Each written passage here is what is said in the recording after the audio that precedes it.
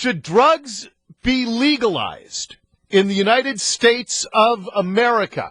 A bunch of cops and former cops have banded together to say yes. And one of those cops is former Seattle police chief Norm Stamper. He's with a group called Law Enforcement Against Prohibition.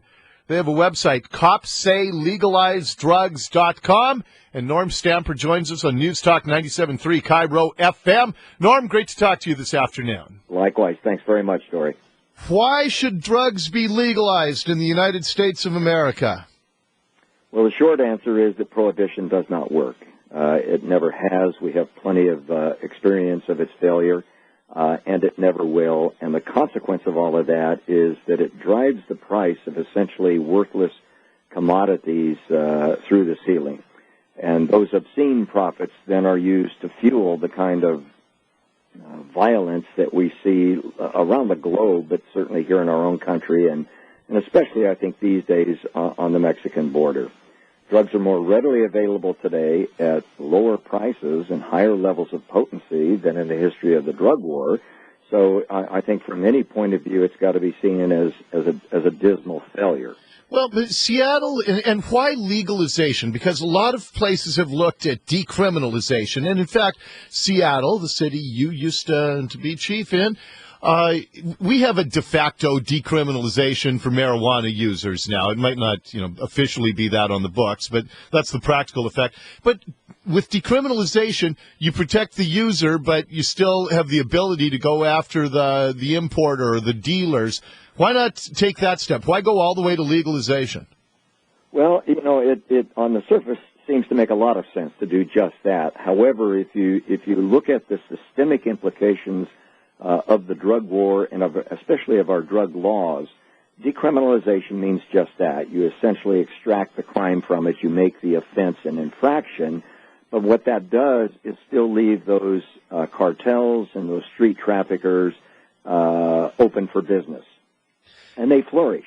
The illicit market for drugs worldwide is $500 billion a year. And once again, when you get those kinds of profits, you get the kind of violence that goes part and parcel with that kind of money. But isn't prohibition on drugs a barrier for a significant number of people? I mean, I know anybody can find anything they want if they try hard enough, but isn't the fact that drugs are illegal a barrier to some kids, to some adults out there? And aren't you going to be, as we've seen with alcohol, aren't we going to be just opening up the marketplace to a lot of people who otherwise might not use?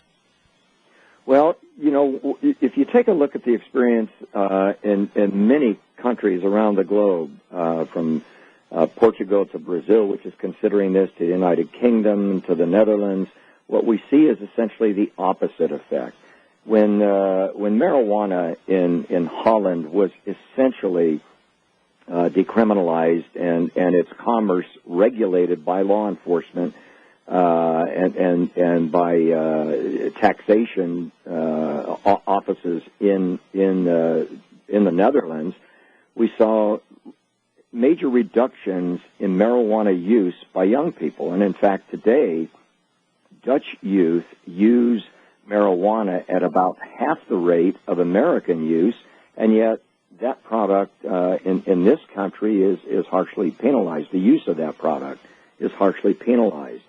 So the theory essentially is that when you demystify something, when you actually tax it, control it, regulate it rigorously, what you do is actually reduce use. No, what do you mean? There are people.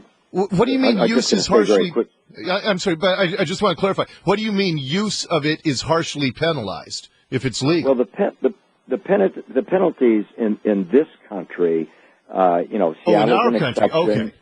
Theoretically, New York City is an exception, but last year they broke a record for simple adult marijuana possession arrests.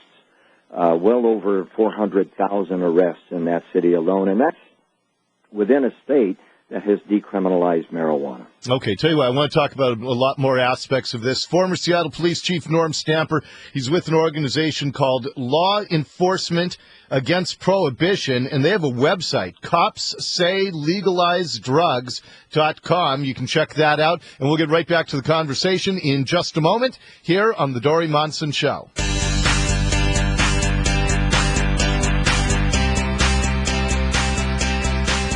All right, we are visiting with former Seattle Police Chief Norm Stamper, member of Law Enforcement Against Prohibition, a group of cops and former cops who say drugs should be legalized. How many people are in your organization, Norm? We're nearing 10,000 members. We have cops, to be sure, both current and past, but we also have judges and prison wardens and probation and parole officers. We have agents of the DEA, the FBI, Homeland Security. These are former frontline drug warriors who have concluded that the drug war actually causes more harm than good.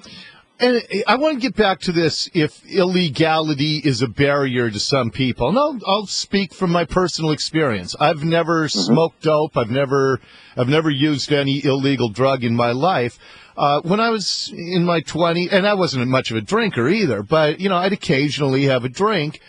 I think for somebody like me, drugs being illegal was part of that barrier. And I just am wondering if we're not going to be pulling down what might and plus it's a perfect excuse for kids to say, no, I can't do that. I'm risking my college life if I get caught. And aren't we risking that if we just legalize all drugs? Well, I don't think there's any question but there are some people in this country who don't use drugs simply because they're illegal. I think that number, frankly, is really quite small. I think you made some personal choices, undoubtedly related to your own health decisions and your values and so forth. And my suspicion is that you would not be, just waiting in the wings for the ink to dry on legalization legislation to go out and stick a needle in your arm or start experimenting with a variety of drugs. Well, I don't know. I'd get on the horse pretty quick if it was legal. No. Would you? Oh, yeah. I can also tell you that kids today have greater access to illegal drugs than they do to tobacco and alcohol. No, that's true. 14-year-old is not going to get carted by a drug dealer on the street corner.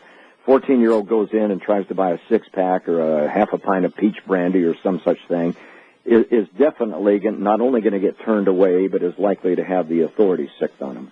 Yeah, no, so and I think... I understand the mixed message, too, that you can certainly make an argument that alcohol is one of the most corrosive drugs, and I've never understood how we can argue that alcohol is legal and marijuana is not. There's a great inconsistency. But that leads me to my next question. Would you make all drugs legal? Yes.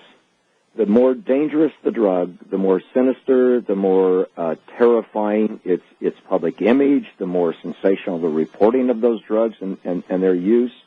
And frankly, the greater costs associated with heroin, cocaine, LSD, methamphetamine, the greater the justification to take the commerce of those drugs out of the hands of the cartels and the street traffickers and put it in the admittedly imperfect hands of government so that we have an opportunity to actually regulate and control drugs. Right now, law enforcement authorities at the federal, state, and local level interdict about 5%. That's a charitable assessment, about 5% of all illicit drugs, which means that the commerce is essentially monopolized by people who really don't care what they sell, to whom they sell it, or at what price they sell it. Yeah, but I mean, regulation and control by government is not a panacea because, as you know from your law enforcement career, alcohol is probably involved in, I don't know what the percentage is, but a significant percentage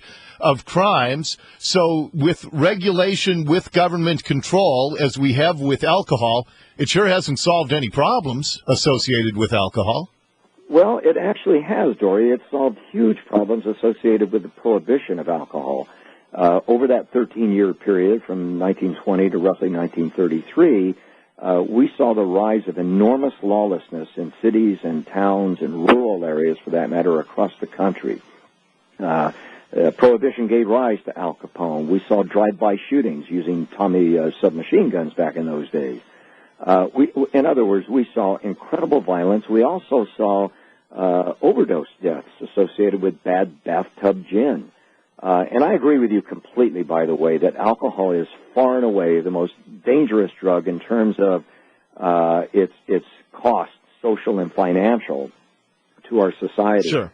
What I'm also suggesting is that the problems would be far worse if we didn't regulate the business. I would ask sort of rhetorically, when's the last time you heard of a Old Milwaukee and a Budweiser truck drivers shooting it out over turf? Yeah, the fact that that commerce is regulated makes a huge difference in public safety. I've heard, and I've been several places in Europe. I have not been to the city. Was Amsterdam's one of the most Sure. liberal cities when it comes to that's certainly the most notorious. Yeah, and I've heard that, while some people here who push for legalization kind of glamorize how they've done it, I've heard that you can walk around Amsterdam and you got junkie